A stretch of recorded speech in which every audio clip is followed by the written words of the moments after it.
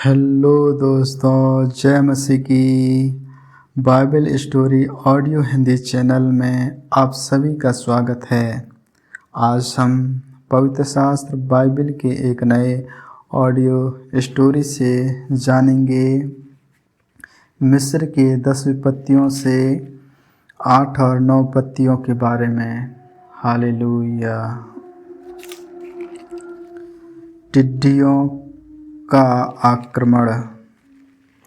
फिर यहोवा ने मूसा से कहा, फिरौन के पास जा, क्योंकि मैं ही ने उसके और उसके कर्मचारियों के मन को इसलिए कठोर कर दिया है कि अपने चिन्ह उनके बीच में दिखाऊं, और तुम लोग अपने बेटों और पोतों से इसका वर्णन करो कि यहोवा ने मिस्रियों को कैसे ठड्डों में उड़ाया और अपने क्या क्या चिन्ह उसके बीच प्रकट किए हैं, जिससे तुम यह जान लोगे कि मैं यहोवा हूँ।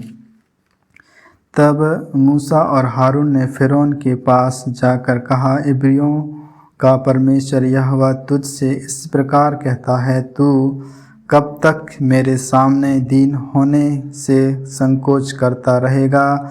मेरे प्रजा के लोगों को जाने दे कि वे मेरी उपासना करें। यदि तू मेरी प्रजा को जाने ना दे तो सुन, कल मैं तेरे देश में टिड्डियों ले आऊँगा और वे धरती को ऐसा छा लेंगे कि वे देख ना पड़ेगी, और तुम्हारा जो कुछ ओलों से बच रहा है उसको वे चट कर जाएंगे, और तुम्हारे जितने वृक्ष मैदान में लगे हैं उनको भी वे चट कर जाएंगे, और वे तेरे और तेरे सारे कर्मचारी यहाँ तक कि सारे मिस्रियों के घरों में भर जाएंगे। इतनी टिड्डियाँ तेरे बाप दादों ने या उनके पुरखों ने जब से पृथ्वी पर जन्मे तब से आज तक कभी न देखी होगी।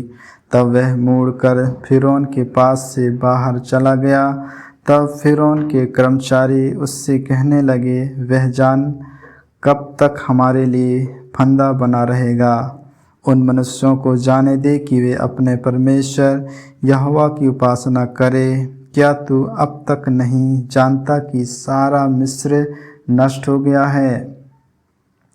तब मूसा और हारून फिरौन के पास फिर बुलवाए गए, और उसने उससे कहा, चले आओ, अपने परमेश्वर यहोवा की उपासना करो।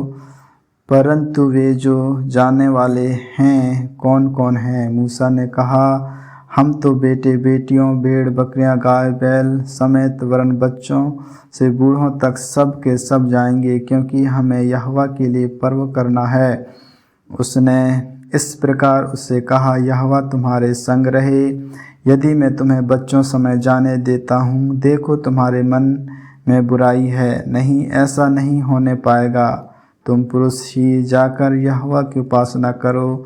तुम यही तो चाहते थे, और वह फिरौन के सम्मुख से निकल दिए गए। तब यहोवा ने मूसा से कहा, मिस्र देश के ऊपर अपना हाथ बढ़ा कि टिड्डियाँ मिस्र देश पर चढ़ के भूमि का जितना अन्न आदि ओले से बचा है सब को चट कर जाए। अतः मूसा ने अपनी लाठी को मिस्र देश के ऊपर बढ़ाया। तब यहोवा ने दिन भर और रात भर देश पर पुरवाई बढ़ाई, और जब भोर हुआ तब उस पुरवाई में टिड्डियाँ आईं, और टिड्डियों ने चढ़ के मिस्र देश के सारे स्थानों को सवेरा बसेरा किया। उनका दल बहुत भारी था, वरन ना तो उसने पहले ऐसी टिड्डियाँ आई थी और ना उनके बाद ऐसे फिर आएंगी। वे तो सारी धरती पर छा गईं, यहाँ तक कि देश में अंधेरा छा गया, और उसका सारा अन्न आदि और वृक्षों के सब फल अर्थात जो कुछ ओलों से बचा था सबको उन्होंने चट कर दिया। यहाँ तक कि मिस्र देश भर में ना तो किसी वृक्ष पर कुछ हरियाली रही गई और ना खेत में अनाज रह गया।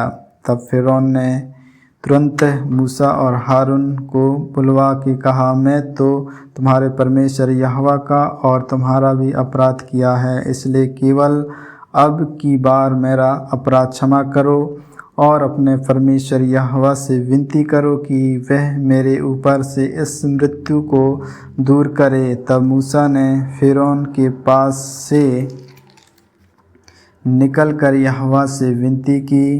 तब यहोवा ने बहुत प्रचंड पश्चिमी हवा बहाकर टिड्डियों को उड़ाकर लाल समुद्र में डाल दिया और मिस्र के किसी स्थान में एक भी टिड्डियाँ ना रह गई। तब यहोवा ने फ़िरौन के मन को कठोर कर दिया, जिससे उसने इज़राइलियों को जाने ना दिया। अंधकार। फिर यहोवा ने मूसा से कहा, अपना हाथ आकाश की ओर बढ़ा कि मिस्र देश के ऊपर अंधकार छा जाए, ऐसा अंधकार की टटोला जा सके। तब मूसा ने अपना हाथ आकाश की ओर बढ़ाया और सारे मिस्र देश में 3 दिन तक घोर अंधकार छाया रहा। 3 दिन तक ना तो किसी को देखा और ना कोई अपने हाथ से उठा, परंतु सारे इज़राइलियों के घरों में उजियाला रहा। तब फ़िरौन के मूसा को बुलवा कर कहा, तुम लोग जाओ, यहोवा की उपासना करो, अपने बालकों को भी संग ले जाओ, केवल अपनी भेड़ बकरी गाय बैल को छोड़ जाओ। मूसा ने कहा, तुमको हमारे हाथ मेल बलि और होम बलि के पशु भी देने पड़ेंगे, जिन्होंने हम अपने परमेश्वर यहोवा के लिए चढ़ाएं। इसलिए हमारे पशु भी हमारे संग जाएंगे, उनका एक खूर तक ना रह जाएगा, क्योंकि उन्हीं में से हमको अपने परमेश्वर यहोवा की उपासना का सामान लेना होगा। और हम जब तक वहाँ ना पहुँचे तब तक नहीं जानते कि क्या क्या लेकर यहोवा की उपासना करनी होगी। तब यहोवा ने फ़िरौन का मन हठीला कर दिया, जिससे उसने उन्हें जाने ना दिया। तब फ़िरौन ने उससे कहा, मेरे सामने से चला जा और सचेत रह, मुझे अपना मुख फिर न दिखाना, क्योंकि जिस दिन तू मुझे मुँह दिखाए उसी दिन तू मारा जाएगा। मूसा ने कहा, तूने ठीक कहा है, मैं तेरे मुँह को फिर कभी ना देखूँगा। आमीन आमीन। इन वचनों को सुनने के द्वारा परमेश्वर आप सबों को आशीष दे।